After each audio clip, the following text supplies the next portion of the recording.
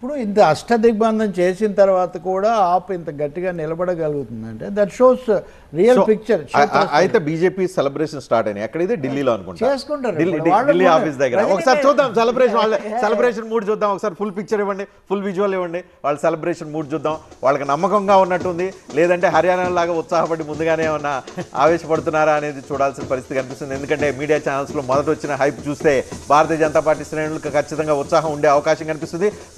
But అప్పుడున్న స్థాయి, trend, ఊపు, ఉత్సాహం కొంచెం స్లో అయినట్టుగా కనిపిస్తుంది. ఇది తాత్కాలికంగా స్పీడ్ బ్రేకా లేదంటే కంప్లీట్ బ్రేకా అనేది మనం కొద్దిసేపట్లో మనకి స్పష్టత వచ్చే అవకాశం ఉంది. రవి గారు, ఇప్పుడు యాక్సెస్ మై ఇండియా లాంటిది కూడా అసలు మొదటి రోజు చెప్పకుండా చాలా సమయం తీసుకొని ఇచ్చిన దాంట్లో కూడా 45 ఇచ్చారు మ్యాక్సిమం. వాళ్ళు యాక్సెస్ ఇచ్చిన వాళ్ళు లాస్ట్ ఎలక్షన్ లో మిస్ అయ్యారు కదా. అదే నేను చెప్తుంది. అంటే అందరూ కూడా చాలా చేతులు కాలేగా ఏడ్చాడు కూడా పాపం ఆయన. ప్రతి వాళ్ళు ఏడ్చారు, కన్నీళ్లు పెట్టుకున్నారు. మొదటే చెప్పానండి మీకు, ఇది సెంటిమెంట్లు పండించారు చాలా. ఈసారి ఎంత జాగ్రత్త పడ్డారంటే ఇప్పుడు కూడా 4 ఎగ్జిట్ పోల్స్ ఆప్కి ఇచ్చాయి దాదాపుగా. మిగతా అప్రధానమైన వదిలిపెడితే తప్ప పొటెన్షియల్ ఉంది దీనికి అనేది స్పష్టమే. అయితే అది 30-40 మధ్యలో అటు అవుతుందా ఇటు అవుతుందా అనే ఒక చర్చ మటుకు ఇక్కడ నడుస్తుంది. ఇది కనుక పొత్తు పెట్టుకొని ఉంటే చాలా క్లియర్ కట్గా మనం ఇంతసేపు చర్చించే అవకాశం లేకుండా కూడా పోయేది.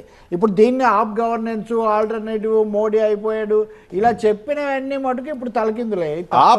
ఆప్ స్ట్రగ్లింగ్ స్టోరీ అండ్ సక్సెస్ స్టోరీని ఎట్లా చూడాలంటే, ప్రస్తుతం సీఎంగా ఉన్న అతిషి ఆమె కల్గాజీ నియోజకవర్గంలో స్వల్ప ఆధిక్యాన్ని తాడడం తర్వాత స్వల్ప అంటే స్ట్రగుల్ స్టోరీ కనిపిస్తుంది. స్ట్రగుల్లో కూడా సక్సెస్ అనుకోవాల్సిన పరిస్థితి కనిపిస్తుంది. ఆప్ బలహీనపడ్డం నిజం. ఈ ఎలక్షన్ రిజల్ట్ బలహీనంలో కూడా పోరాడుతుంది.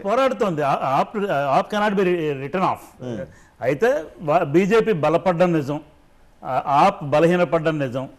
And I still think Congress and AAP కలిసి పోటీ చేస్తే బీజేపీ గెలవకపోయి ఉండేది అనేది టూ హైపాథెటికల్ ఏమో అని నా ఉద్దేశం. కాంగ్రెస్ సొంతానికి బిల్డ్ చేసుకోవాల్సిన అవసరం ఉన్నది.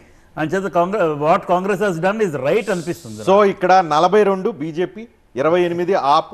కానీ 6 నియోజకవర్గాల్లో ఇప్పుడున్న పరిస్థితుల్లో 3వ రౌండ్ తర్వాత 6 నియోజకవర్గాల్లో 1000 సీట్ల కంటే తక్కువ డిఫరెన్స్ కనిపిస్తుంది. 1000 ఓట్ల కంటే డిఫరెన్స్ 1000 ఓట్ల డిఫరెన్స్ 6 నియోజకవర్గాలు. సో 6 ఇటు కావచ్చు అటు కావచ్చు. Minimum guarantee. మన మిత్రులందరూ కూడా పార్టీగా చూస్తున్నారు, నేను ఓటర్లుగా చూస్తున్నా. ఓట్లు ఇలా వేయాలి అన్న అర్జు ప్రజల తహతహ ఎంత ఉంది. ఇంత దీంట్లో కూడా అది దేశం యొక్క ప్రజాస్వామ్యం యొక్క భవిష్యత్తును అది చెప్తుంది.